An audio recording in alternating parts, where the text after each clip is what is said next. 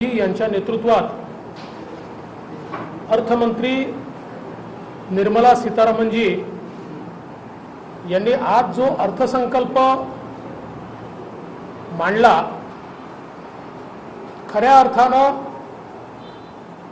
आत्मनिर्भर भारत आणि बलशाली भारत तयार करणारा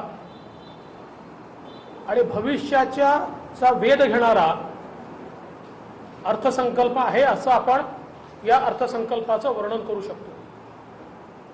विशेषतः देशातल्या सगळ्या घटकांना समावेश करून घेणारा समावेशी अर्थसंकल्प आणि त्याच वेळी विकासाकडे देशाला नेणारा अर्थसंकल्प, अशा प्रकारे या अर्थसंकल्पाचं वर्णन करता येईल। सगळ्यात महत्त्वाचं, पॅन्डेमिक नंतर देखील 9.2% ग्रोथ, म्हणजे जगामध्ये सर्वात जास्त वेगानं वाढणारी अर्थव्यवस्था भारत बनू शकतो, हे भारताच्या आत्मनिर्भरतेचं आणि बलशाली भारताचं प्रतीक आहे। आणि त्यासोबत इतक्या मोठ्या प्रमाणात इन्व्हेस्टमेंट केल्यानंतर देखील फिस्कल डेफिसिट हे 6.4% कमी आणण्याचं काम या अर्थसंकल्पातनं झालं आहे। आणि म्हणून आर्थिक पॅरामीटर्सवर अतिशय बॅलन्स्ड अशा प्रकारचा अर्थसंकल्प आहे। विशेषतः शेती क्षेत्रामध्ये MSP करता 2.37 लाख कोटी रुपयाची तरतूद, 2.37 लाख करोड आजपर्यंतच्या इतिहासातली सगळ्यात मोठी तरतूद आहे। MSP वाढवून त्यामध्ये अधिक समावेश करून आणि उदाहरणादाखल भाग खरेदीमध्ये 1 लाख मेट्रिक टनचा विक्रम या अर्थसंकल्पाच्या माध्यमातून होतोय। त्यामुळे शेतकऱ्यांना समर्पित असा अर्थसंकल्प आपण मानू शकतो। यासोबत शेती क्षेत्रामध्ये टेक्नॉलॉजीचा उपयोग, ड्रोनचा उपयोग करून क्रॉप मॅपिंग आणि संपूर्ण शेतीला सस्टेनेबल बनवण्याचा प्रयत्न या अर्थसंकल्पात झालाय। तर आमच्या शेतकऱ्यांना मार्केट ॲक्सेस मिळाला पाहिजे, त्यांच्या मालाला थेट विक्री करता कोणीही मध्यस्थ न मिळता त्यांना योग्य भाव मिळाला पाहिजे। याकरता ॲग्री स्टार्टअप्स करता विशेष सवलती या अर्थसंकल्पाने या ठिकाणी दिल्या आहेत। आणि यासोबत शेतीच्या संदर्भातला इन्व्हेस्टमेंट हे प्रचंड मोठ्या प्रमाणात वाढवण्याचं काम विशेषतः इरिगेशनच्या सेक्टरमध्ये, मायक्रो इरिगेशनच्या सेक्टरमध्ये, शेतीला आधुनिक करण्याकरता अवजारांच्या क्षेत्रामध्ये प्रचंड मोठी गुंतवणूक या ठिकाणी या आत्मनिर्भर अर्थसंकल्पाच्या माध्यमातून चालली आहे। देशातल्या सहकाराकरता आणि विशेषतः महाराष्ट्रातनं तर याबद्दल सर्वाधिक आनंद व्यक्त होईल। सरकारनं याआधीच साखर कारखान्यांवरचा इन्कम टॅक्स हा रद्द केला होता। आता जी अनोमली होती की प्रायव्हेट सेक्टरला 15% मिनिमम अल्टरनेट टॅक्स आणि सहकार क्षेत्राला मात्र 18.5%, तो 18.5%वरनं 15%वर आणून सहकारी क्षेत्राला खाजगी क्षेत्राशी कॉम्पिटिटिव्ह करण्याचं काम हे या ठिकाणी मोदीजींच्या नेतृत्वात आमचे नवीन सहकार मंत्री अमित भाई यांच्या सूचनेप्रमाणे या ठिकाणी झाला आहे। आणि यासोबत सहकारी संस्थांवरचा जो ॲडिशनल सरचार्ज होता हा देखील 12% 60% आणण्यात आला आहे। त्यामुळे मोठ्या प्रमाणात सहकारी क्षेत्रातल्या संस्थांमध्ये पैसा वाचणार आहे, त्यांची बचत होणार आहे। सामान्य माणसाकरता ज्या योजना आहेत नल से जल या योजनेकरता 60,000 कोटी रुपयाची तरतूद करून प्रत्येक घरामध्ये नळाचं पाणी हे पोचवण्याचं काम आणि मागील वर्षी कोट्यवधी घरांमध्ये पोचवलं आणि आता याही वर्षी कोट्यवधी घरांपर्यंत थेट स्वच्छ पिण्याचं पाणी पोचवण्याचं काम हे केंद्र सरकारच्या माध्यमातून या ठिकाणी होत आहे। यासोबत प्रधानमंत्री आवास योजनेकरता 40,000 कोटी रुपयाची तरतूद म्हणजे सामान्य माणसाकरता त्याला दिलासा देण्याचा एक फार मोठं काम या माध्यमातून होत आहे। पण या बजेटचं सगळ्यात मोठं हायलाइट काय आहे ते आहे इन्फ्रास्ट्रक्चरच्या क्षेत्रामध्ये 7.5 लाख कोटी रुपयाची इन्व्हेस्टमेंट, मागील वर्षीपेक्षा 35% जास्त आणि 2019-20 जर कंपेअर केलं तर त्याच्यात दुप्पट तरतूद इन्फ्रास्ट्रक्चरच्या क्षेत्रात केली आहे। आपल्याला कल्पना आहे इन्फ्रास्ट्रक्चरच्या क्षेत्रामध्ये गुंतवणूक केल्यामुळे सर्वाधिक रोजगार निर्मिती होते, कारण इन्फ्रास्ट्रक्चरमध्ये केलेली जी गुंतवणूक असते त्यातनं वेगवेगळ्या 27 सेक्टोरल इंडस्ट्रीला त्याचा फायदा होतो, त्याची डिमांड वाढते आणि त्यातनं मोठ्या प्रमाणात एम्प्लॉयमेंट क्रिएट होते, रोजगार क्रिएट होतो। आणि म्हणून रस्ते असतील, रेल्वे असेल, पोर्ट्स असतील, वॉटरवेज असतील आणि रोपवेज असतील, एक प्रचंड मोठं टार्गेट ज्याचा उल्लेख 7 इंजिन्स असा या ठिकाणी आमच्या अर्थमंत्र्यांनी केला आहे। चारही बाजूने प्रचंड मोठा इन्फ्रास्ट्रक्चर विकास हा करण्याचं काम या ठिकाणी या 7.5 लाख कोटी रुपयातनं होत आहे। एवढंच नाही तर कोविडमधनं ज्या इंडस्ट्री बाहेर आल्या त्या इंडस्ट्रीला ECGLS नावाची स्कीम ही लागू केली होती, ज्याच्या अंतर्गत त्यांना ॲडिशनल कर्ज आणि मोरेटोरियम देण्याचा एक निर्णय केंद्र सरकारने घेतला होता। त्या स्कीमलाही 2023 मार्चपर्यंत मुदतवाढ देऊन 5 लाख कोटी रुपयाची गुंतवणूक त्याच्यामध्ये सरकार करत आहे। आणि विशेषतः हॉस्पिटॅलिटी इंडस्ट्री, कारण आज मी गोव्यातनंही प्रेस करतोय, गोव्याला याचा सर्वात मोठा फायदा आहे। हॉस्पिटॅलिटी इंडस्ट्री करता कोविडमधनं बाहेर येण्याकरता जे कवच केंद्र सरकारने उपलब्ध करून दिलं आहे, हॉस्पिटॅलिटी इंडस्ट्री पूर्ण ताकदीनं उभी राहू शकेल आणि सर्व्हिस सेक्टरमध्ये गुंतवणूक वाढवून रोजगार निर्मिती होऊ शकेल, याचा पूर्ण व्यवस्था या अर्थसंकल्पाने केली आहे।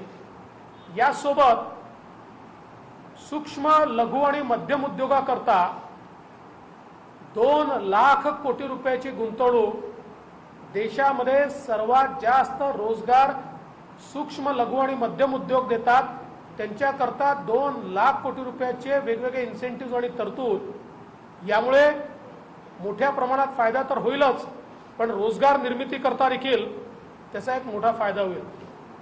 15 सेक्टर आयडेंटिफाय केले आहेत की ज्या 15 सेक्टरमध्ये प्रोडक्शन लिंक इन्सेंटिव्ह स्कीम, या स्कीममुळे 60 लाख रोजगाराची निर्मिती होणार आहे। 60 lakh new jobs will be created आणि त्यामुळे अत्यंत चांगली अशा प्रकारची स्कीम या ठिकाणी आपल्याला पाहायला मिळते। आत्मनिर्भर भारताचं सगळ्यात मोठं चित्र हे डिफेन्समध्ये आपल्याला पाहायला मिळत आहे। डिफेन्समध्ये 80 ते 90% आपण इम्पोर्ट करत होतो. आता डिफेन्स मॅन्युफॅक्चरिंगवरचं स्पेंडिंग तर वाढवलंच आहे, पण 68% हे स्पेंडिंग जे आहे हे देशांतर्गत उत्पादनाकरता राखून ठेवण्यात आलं आहे. म्हणजे आता आमच्या देशाचं डिफेन्स मॅन्युफॅक्चरिंग आमच्या देशामध्ये होईल. सर्वात जास्त पैसा आपण डिफेन्सवर खर्च करतो आणि त्याचं 68% पैसा जर देशांतर्गत त्याची गुंतवणूक झाली आणि त्यातनं खरेदी झाली तर आपण विचार करू शकतो इतक्या मोठ्या प्रमाणात रोजगाराची निर्मिती ही होणार आहे. आपलं परकीय चलन वाढणार आहे, वाचणार आहे आणि त्यासोबत या कॅपेबिलिटीज तयार झाल्यामुळे केवळ भारतापुरतं नाही तर जगाला डिफेन्स इक्विपमेंट सप्लाय करण्याची ताकद ही भारत स्वतःची निर्माण करणार आहे. यासोबत विशेषतः महिला आणि बाल कल्याण या क्षेत्रामध्ये मिशन पोषण असेल किंवा वेगवेगळ्या प्रकारचे इनिशिएटिव्ह असतील, हे तर अतिशय उत्तम आहेतच. कारण आमच्या देशामध्ये माता सुदृढ असल्या तरच बालक सुदृढ असू शकतात आणि म्हणून मागच्या काळामध्ये मिशन पोषणच्या माध्यमातून स्टंटिंग कमी करण्याकरता विशेष प्रयत्न हे केंद्र सरकारने केले आहेत. आणि आता 2 लाख अंगणवाड्या देशामध्ये आधुनिक करून आणि त्या अंगणवाड्यांच्या माध्यमातून जी आमची बालकं आहेत त्यांना पोषण आणि संस्कार हे दोन्ही मिळतील, आरोग्याची सेवाही मिळेल, अशा प्रकारची व्यवस्था या बजेटच्या माध्यमातून करण्यात आली आहे. भविष्यातला भारत हा सुदृढ लोकांचा असेल आणि यासोबत हेल्थकेअर सेक्टरमध्ये प्रचंड मोठी गुंतवणूक ही केंद्र सरकारने या ठिकाणी केली आहे, ज्याचा खूप मोठा फायदा हा सामान्य माणसाला, गरीबाला मोठ्या प्रमाणात होणार आहे. या बजेटमध्ये डिजिटल इकोसिस्टीमला प्रचंड मोठा बूस्ट देण्याचा प्रयत्न करण्यात आला आहे आणि जगातली सर्वात आधुनिक डिजिटल सिस्टीम आम्ही आता उभी करतो, ज्यामध्ये सगळ्यात महत्त्वाचं जर काही असेल तर आता भारत डिजिटल करन्सी देखील काढतोय. ब्लॉकचेन पद्धतीनं निघणारी डिजिटल करन्सी आरबीआय ज्यावेळेस इश्यू करेल त्यावेळी जगातल्या महत्त्वाच्या देशांमध्ये आपण येऊ आणि विशेषतः क्रिप्टो करन्सीच्या माध्यमातून जो व्यवहार चाललेला आहे त्याच्याऐवजी डिजिटल रुपी या माध्यमातून व्यवहार सुरू झाला तर त्यातनं जी काही बदमाशी आहे ती पण बंद होईल आणि प्रचंड मोठा फायदा हा देशाला होईल. आणि म्हणून हे अतिशय चांगला इनिशिएटिव्ह या ठिकाणी घेण्यात आला आहे. यासोबत डिजिटल युनिव्हर्सिटी हा एक कॉन्सेप्ट याच्यात मांडण्यात आलेला आहे की ज्याचा एक युनिव्हर्सल ॲक्सेस या डिजिटल युनिव्हर्सिटीचा हा सगळ्यांना मिळेल. एवढंच नाही तर 75 जिल्ह्यांमध्ये डिजिटल बँकिंग युनिट्स हे सुरू करण्यात येत आहेत. आणि यासोबत पोस्ट ऑफिस, मागच्या काळामध्ये मोदी सरकारनं पोस्ट ऑफिसमध्ये पोस्टल बँकिंग सुरू केलं, त्याला एक स्टेप वर नेऊन आता हे पोस्टल बँकिंग पूर्ण डिजिटल पेमेंट सिस्टीमच्या अंतर्गत येत आहे. म्हणजे नॉर्मल बँकेशी इंटिग्रेट होत आहे. म्हणजे आता प्रत्येक गावातलं पोस्ट ऑफिस एक प्रकारे स्वतंत्र बँक असेल, अशा प्रकारची व्यवस्था. आपण जे बँकिंग सिस्टीमचं ग्रामीण भागातलं पेनिट्रेशन वाढलं पाहिजे म्हणतो, त्याच्यामधलं सगळ्यात मोठी स्टेप या डिजिटल बँकिंग आणि पोस्ट ऑफिसच्या डिजिटल पेमेंट सिस्टीमच्या इंटिग्रेशनमुळे आज या ठिकाणी होणार आहे. आणि आता पोस्ट ऑफिसेस थेट बँकांशी देखील पेमेंट गेटवेच्या थ्रू इंटिग्रेट झाल्यामुळे त्या ठिकाणी इंटरॅक्ट करू शकणार आहेत. एवढंच नाही तर वन नेशन वन रजिस्ट्रेशन, देशामध्ये कुठेही तुम्ही कुठल्याही गोष्टीचं रजिस्ट्रेशन करू शकाल आणि त्याचं सिंगल रजिस्टर असल्यामुळे त्यातल्या बदमाशा या बंद होतील आणि संपूर्ण देश एक सिंगल रजिस्ट्रेशन युनिट बनेल. ही अतिशय महत्वाकांक्षी योजना केंद्र सरकारने रोल केली आहे आणि यासोबत भारत आता 5G मोबाईलकडे चाललाय।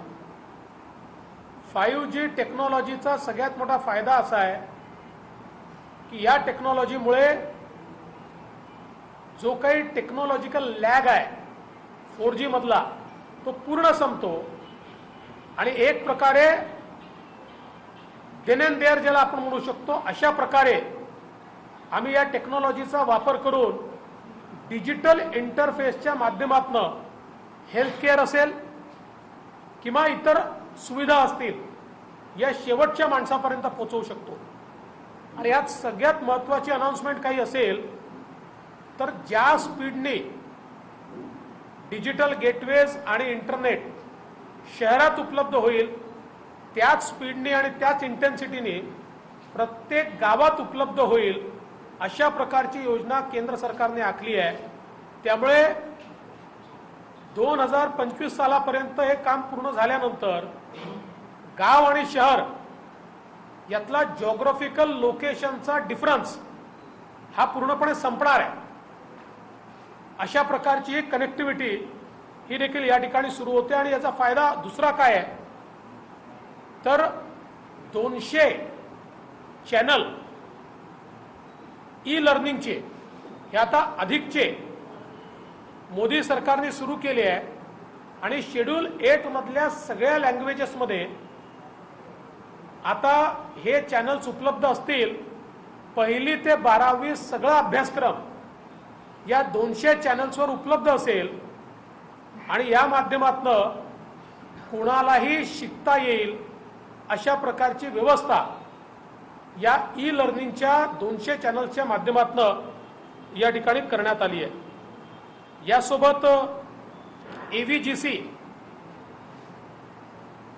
हा एक अत्यंत महत्त्वाचा सेक्टर आहे। गेमिंग मध्ये आज खूप मोठ्या प्रमाणात इन्व्हेस्टमेंट आहे, पैसा आहे आणि AVGCच्या क्षेत्रामध्ये सर्वात जास्त रोजगार आहे।